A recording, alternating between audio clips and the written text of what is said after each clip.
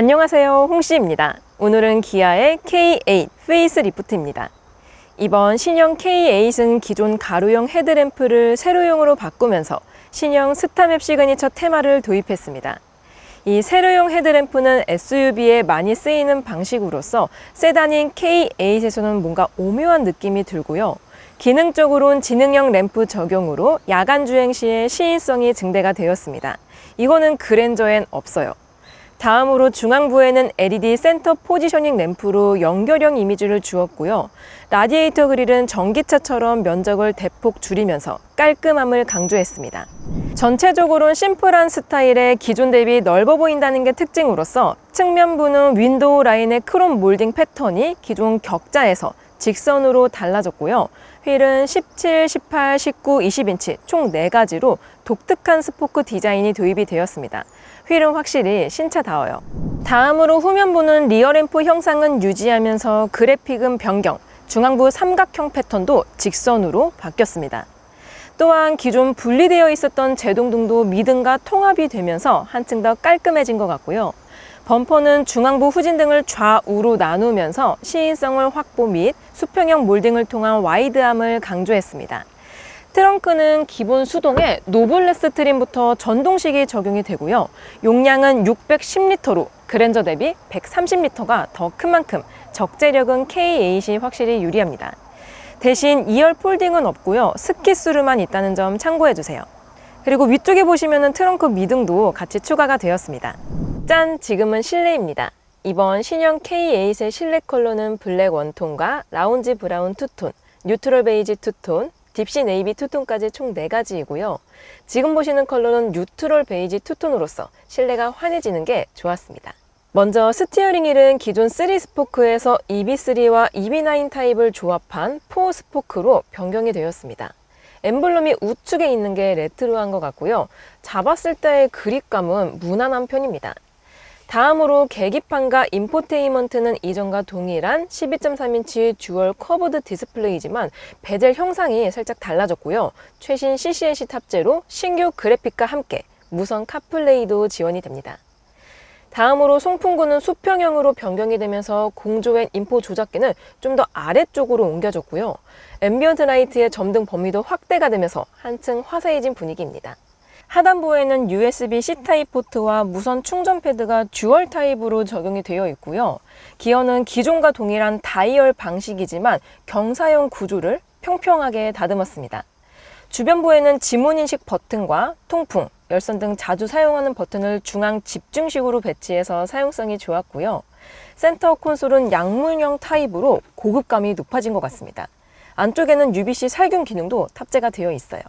2열은 전장이 35mm가 늘어나면서 그랜저 대비 커졌지만 휠 베이스는 동일하고요. 그래서 체감 공간의 차이는 거의 없습니다. 참고로 신형 K8은 수입 경쟁차인 ES 대비론 크지만 위급인 G80보단 살짝 작아요. 공간은 키 165cm 여성 기준으로 최대 레그룸은 두 뼘이 조금 더 넘게 나오고요. 최소 레그룸은 주먹 2개, 헤드룸은 주먹 1가 나옵니다. 3박스 스타일인 그랜저 대비 K8은 쿠페형 디자인이다 보니까 헤드룸은 살짝 좁은 것 같아요. 주요 편의 옵션으로는 USB 포트와 2열 에어벤트, 전자석 세이프티 파워 윈도우와 열선, 후석 승객 알림 등이 있고요. 옵션 추가 및 트림에 따라서 뒷좌석에 측면 수동 선 커튼과 다기능 센터 암레스트, 3종 공조와 통풍 시트도 같이 추가가 됩니다. 가죽 질감이나 시트 착자감은 편안한 편이고요. 안전벨트의 버클 조명도 추가가 되었습니다. 자, 그래서 얼마냐? 이번 신형 K8은 2024 대비 가솔린은 평균 438만원, 하이브리드는 평균 460만원이 인상이 되었습니다. 이걸 트림별로 나눠보면 최소 378만원에서 최대 520만원까지 오른 셈이 되는데요. 이를 그랜저와 비교해보면 가솔린에서는 평균 536만원, 하이브리드에서는 601만원이 나던 차이가 140에 170만원으로 대폭 줄어든 상태입니다. 즉, 이제 그랜저와 별반 차이가 없다가 포인트인 것 같고요. 다만 수입 경쟁차 및 위급과 비교 시엔 여전히 갭은 큰 편입니다. 그래도 페이스 리프트인데 이번 가격 인상은 좀 아쉽다고 느껴지고요. 참고로 현재 신형 K8은 2.5 가솔린 기준 최고 트림인 시그니처에 옵션 3개를 넣은 4,748만 원에 가장 많이 팔리고 있습니다. 물론 이렇게 선택하면은 전반적으로 옵션이 풍성해지지만 그랜저 최고 트림과 불과 81만 원밖에 차이가 나지 않는데요. 따라서 홍시픽 가성비 추천 견적을 짜보면 선택 옵션은 동일하되 트림을 노블레스로 내려서 4,335만 원에 사시는 걸 추천드립니다. 일단 신형 K8은 노블레스부터 뒷좌석 이중접합 차음 유리와 앞좌석 에르고 모션 시트 및 일렉션 컴포트 시트, 동승석 통풍과 서라운드 뷰, 원격 스마트 주차 보조 등 꽤 다양한 옵션들이 기본이고요. 여기에 HUD와 고속도로 주행 보조 2, 빌트인 캠 2만 보강해주면 딱 적당할 것 같습니다. 자, 그럼 시승을 나가볼게요. 고! 짠! 저는 지금 신형 K8을 타고 주행하고 있습니다. 현재 저는 2.5 가솔린 사양을 시승 중이고요. 참고로 트림은 시그니처 트림에 모든 옵션이 다 들어가 있는 풀옵션 사양이고요. 차량 가액은 5,100만 원 정도가 됩니다. 시야각 같은 경우는 기존 K8과 거의 동일합니다. 전장의 변화가 살짝 있긴 하지만 요거는 디자인이 바뀌면서 범퍼 때문에 소폭 늘어난 거기 때문에 뭐 차체 사이즈라든지 실내 공간, 시트 포지션의 차이가 있진 않습니다. 다만 구형 K8도 동일했었는데요. 시트 포지션이 동급 중에서는 살짝 높은 편에 속합니다. 사실 저는 키가 165고 앉은 키가 작습니다. 저한테는 무리가 없고 뭐 헤드룸도 정말 넉넉하게 나오고 있긴 하지만 앉은 키가 조금 크신 분들이나 아니면 그냥 키가 크신 분들은 시트 포지션이 좀 많이 높지 않을까라는 생각이 듭니다. 실제로 제가 지금 이 시트를 거의 아래로 내려놓은 상태이거든요. 지금 이게 제일 끝까지 내린 상태고요. 방금 저의 운전 시트 포지션은 이 정도였습니다. 그러니까 제일 내린 상태에서 조금만 올린 게 이 정도가 되는데 키가 크거나 앉은 키가 크신 분들은 거의 루프가 다을락말락 하지 않을까라는 생각이 듭니다. 그래서 좀 덩치가 있으시거나 키가 크신 분들은 전시장이라든지 실차에 꼭 앉아보시고 구매하시는 게 좋을 것 같아요. 그리고 저는 메리디안 사운드가 들어가 있는 K8을 시승하고 있습니다. K8의 경우 메리디안 스피커를 추가를 하시게 되면은 액티브 로드 캔슬링이 같이 따라오면서 실내 정숙도가 조금 좋아지는데요. 특히 K8은 준대형 세단이기 때문에 원래도 실내 정숙도가 조용한 편이었는데요. 신형은 더 조용합니다. 더 조용해요. 특히 이 로드에서 발생되는, 그러니까 타이어라든지 이 노면에서 뚫고 들어오는 소음이라든지 진동 같은 것들이 상당히 많이 걸러주고 있어서 고급스럽고 편안하고 조용하게 느껴지고 있습니다. 자, 이번에는 실내 정숙도 데시벨을 측정해 보겠습니다. 현재 시속 80km로 주행 중이고요. 요랬을 때 데시벨을 측정해 보면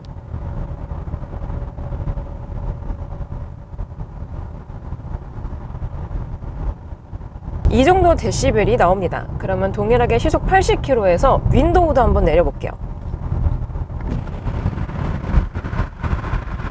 오, 바람이 많이 붑니다. 자, 여기서 윈도우 다시 닫아볼게요. 오, 꽤 차음력이 좋지 않나 라는 생각이 듭니다. 그리고 현재 저는 풀옵션 사양을 시승하고 있기 때문에 옆유리까지, 측면까지 이중접합 차음 유리가 들어가 있고요. 전반적으로 풍절음은 잘 잡아주는 편에 속합니다.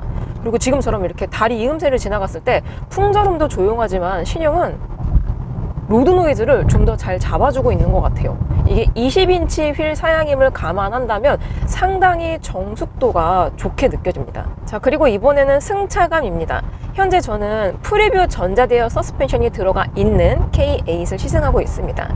참고로 프리뷰 전자대여 서스펜션은 시그니처 트림부터 기본으로 들어갑니다. 반대로 말하면 그 하위 트림부터는 이 전자대여 서스펜션이 들어가 있지 않기 때문에 노면 상황에 따라서 승차감이 약간의 차이가 있지 않을까라는 생각이 들어요.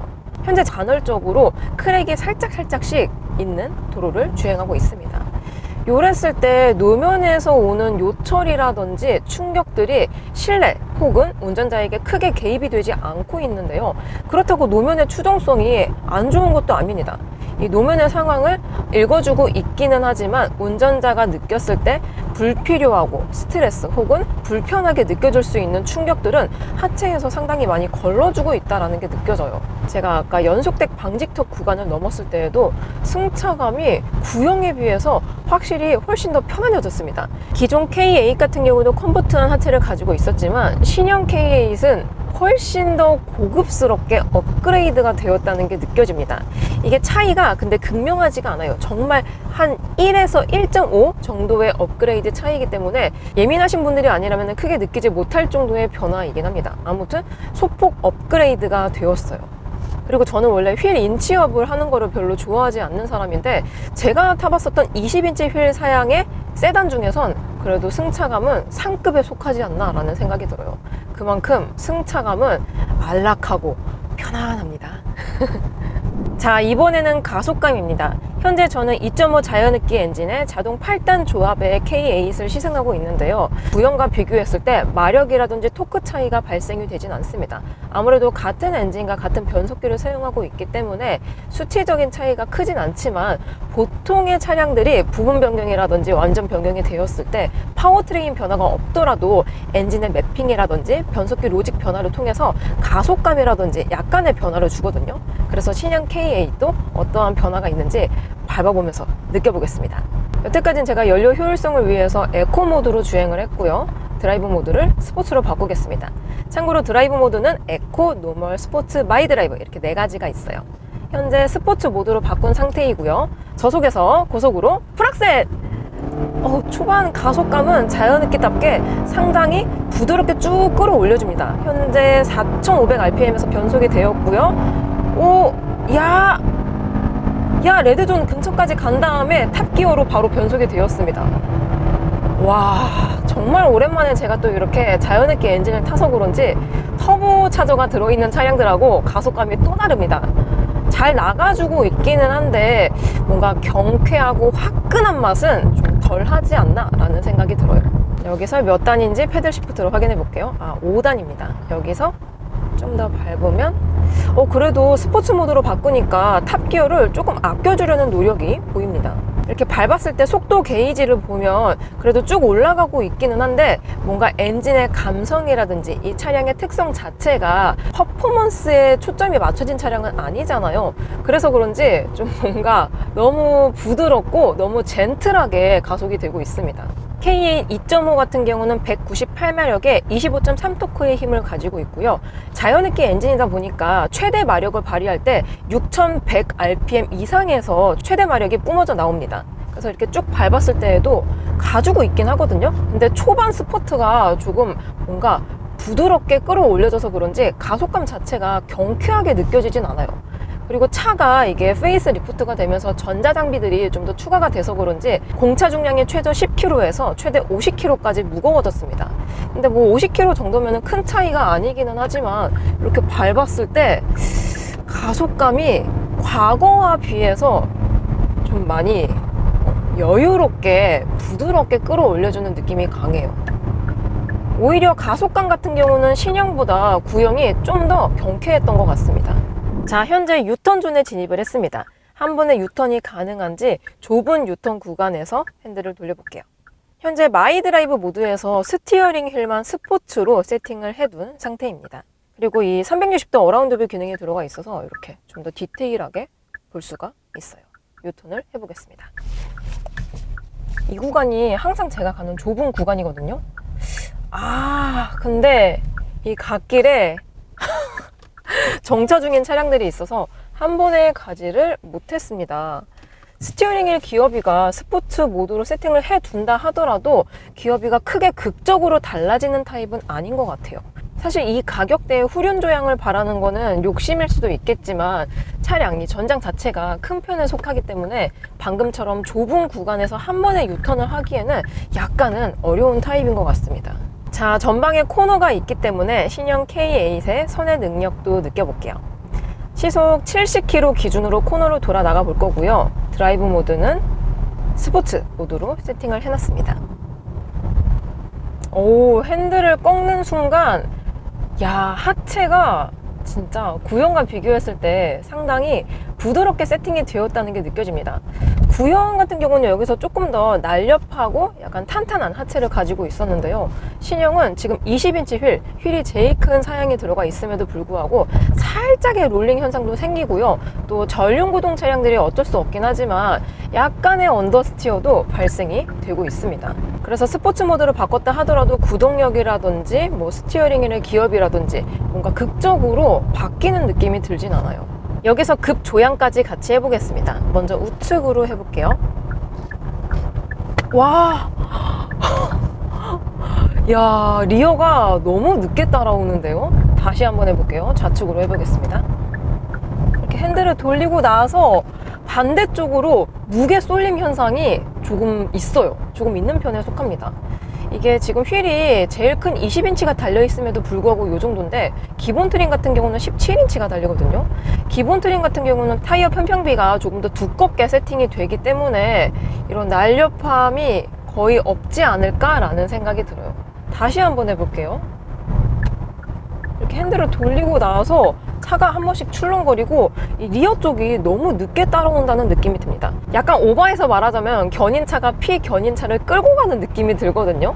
그러니까 뭐 SUV가 뭐 트레일러를 끌고 가는 그런 느낌이 듭니다. 신형 K8의 주행 감각은 전반적으로 구형과 비교했을 때 상당히 럭셔리해지고 플래그십이 아니기는 하지만 플래그십다운 웅장함과 정숙도, 고급스러움을 가지고 있는데요. 다만 구형과 비교했을 때 K 시리즈만의 날렵함이 많이 없어져서 개인적으로 이건 살짝 아쉬운 것 같습니다.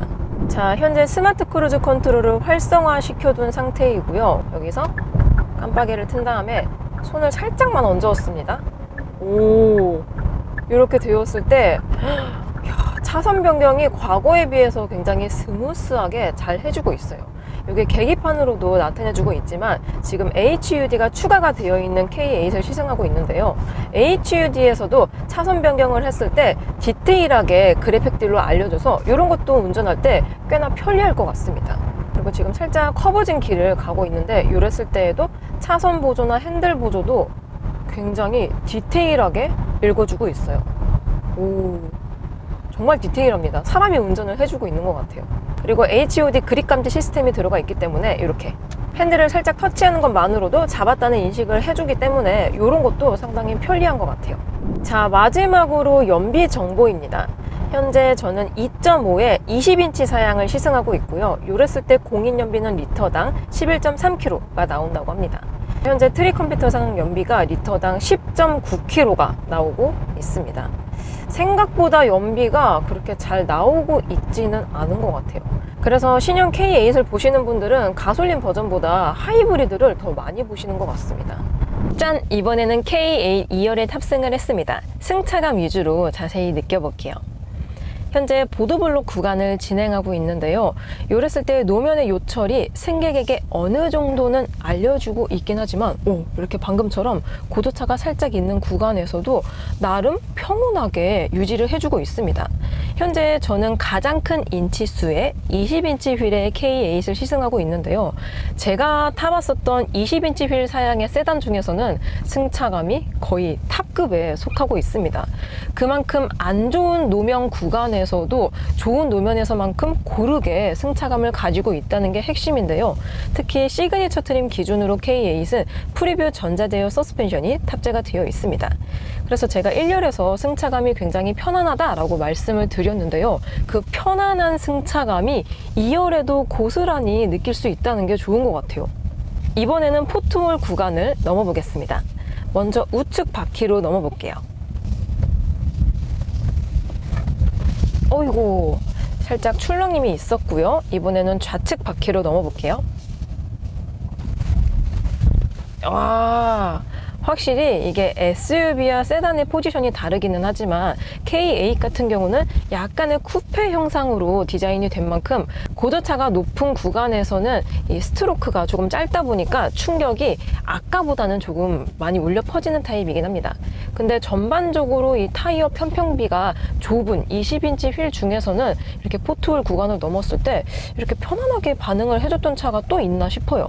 특히 제가 신형 그랜저도 20인치 휠 사양을 동일하게 시승을 했었는데요. 제 느낌으론 그랜저하고 비슷한 수준이긴 하지만 안 좋은 노면에서는 K8이 조금 더 푹신하게, 컴포트하게 받아준다라는 생각이 듭니다. 자, 이렇게 신형 K8을 시승해 보았습니다.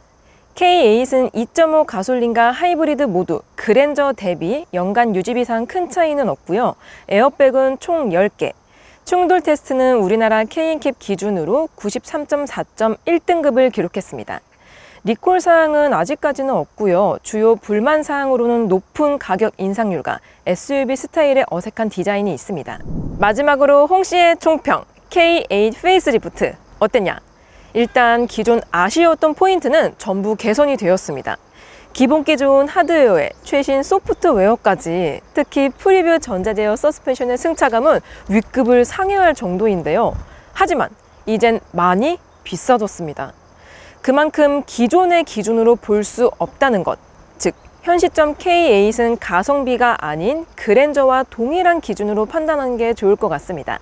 저는 그럼 다음 영상으로 찾아뵐게요. 오늘도 저의 영상이 재밌고 도움이 많이 되셨다면 좋아요와 구독, 그리고 알림 설정까지. 다음 시간에 또 뵐게요. 안녕. 빵!